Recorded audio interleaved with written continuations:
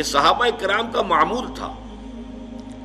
ابو مزینہ دارمی رضی اللہ تعالیٰ عنہ روایت کرتے ہیں، اور یہ امام طبرانی اپنی اوسط میں لائے ہیں اس حدیث کو، اور امام بیہقی شعب الایمان میں، کہ کان الرجلان من اصحاب النبی صلی اللہ علیہ وسلم اذا التقیا، حضور کے صحابہ میں سے دو حضرات کی جب بھی ملاقات ہوتی تھی، لم یتفرقا، تو وہ ایک دوسرے سے جدا نہیں ہوتے تھے، حتی یقرأ احدہما علی الآخر سورۃ العصر ثم یسلم احدہما علی الآخر، پھر اس کے بعد اس وقت تک علیحدہ نہیں ہوتے تھے جب تک کہ ایک دوسرے کو سورۃ العصر سنا نہ لے. والعصر ان الانسان لفی خسر الا الذین آمنوا وعملوا الصالحات وتواصوا بالحق وتواصوا بالصبر. یہ سنا کر اور اس کو ذہن میں تازہ کر کے پھر وہ ایک دوسرے کو الوداعی سلام کہہ کے رخصت ہوتے تھے. تو یہ ہے اصل میں سب سے پہلا نقطہ کہ اس چیز کو دل کے اندر جو ہے پوری طریقے سے راسخ ہو جانا چاہیے کہ کامیابی کا معیار یہ ہے، اور اگر یہ چار چیزیں نہیں ہیں تو چاہے دنیا کی ہر دوسری جس کو دنیا میں نعمتیں شمار کیا جاتا ہے ہر نعمت موجود ہو، انسان ناکام ہے.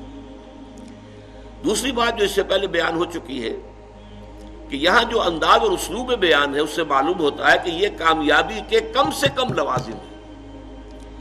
اس لیے کہ اگر یوں کہا جاتا کہ یقیناً وہ لوگ جنت الفردوس میں بڑے اونچے مقامات حاصل کریں گے، اعلیٰ علیین میں ہوں گے جن میں یہ چار اوصاف موجود ہوں، تو منطقی طور پر ایک امکان پیدا ہو جاتا کہ اگر یہ نہیں بھی ہوں گے تو کمتر درجے میں کامیابی کی امید رکھی جا سکتی ہے.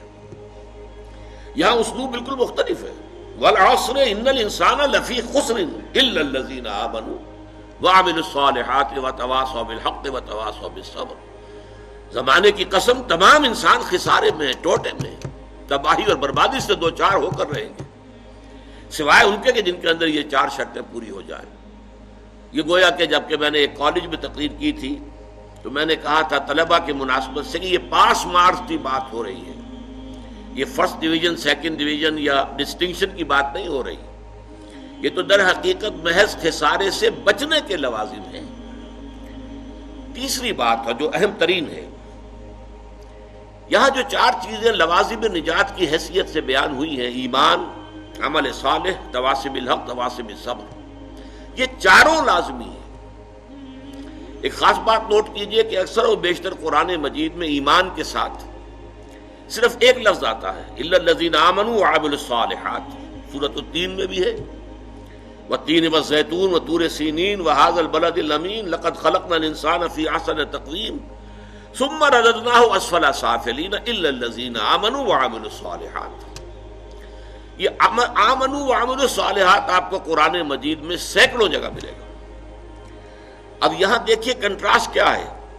یہ قرآن حکیم کی مختصر ترین صورتوں میں سے ہے، لیکن یہاں پر عمل صالح کے دو ایسے تقاضے جو زیادہ ثقیل ہیں، زیادہ بھاری ہیں، زیادہ مشکل ہیں، انہیں بھی بیان کیا جا رہا ہے. گویا کہ بحیثیت مجموعی صورت مختصر ترین ہے، لیکن لوازم نجات کے بیان میں یہاں اتناب ہے، یہاں تشریح ہے، یہاں تفصیل ہے، مزید وضاحت ہے. اس لیے کہ تواصی بالحق بھی ایک عمل ہے، عمل ہی کا دوسرا درجہ ہے. ایک انسان کی انفرادی نیکی ہے، اور ایک یہ کہ وہ نیکی کا پرچارک بن کر کھڑا ہو جائے، نیکی کا علم بردار بن کر کھڑا ہو جائے، حق کا داعی بن کر کھڑا ہو جائے. یہ اسی کا اگلا مرحلہ ہے. اور دعوت ہو، تبلیغ ہو، امر بالمعروف ہو، نہی عن المنکر ہو، یہ بھی تو عمل ہی ہے نا. لیکن یہاں اس عمل کے اندر جو مضمر چیزیں ہیں ان میں سے جو ثقیل تر اور مشکل تر جو اس کے پہلو ہیں ان کو نمایاں کر کے سامنے رکھ دیا گیا. اس اعتبار سے نوٹ کیجئے کہ ان چاروں میں سے کسی کو کم کر دینے کا کسی کو اختیار نہیں.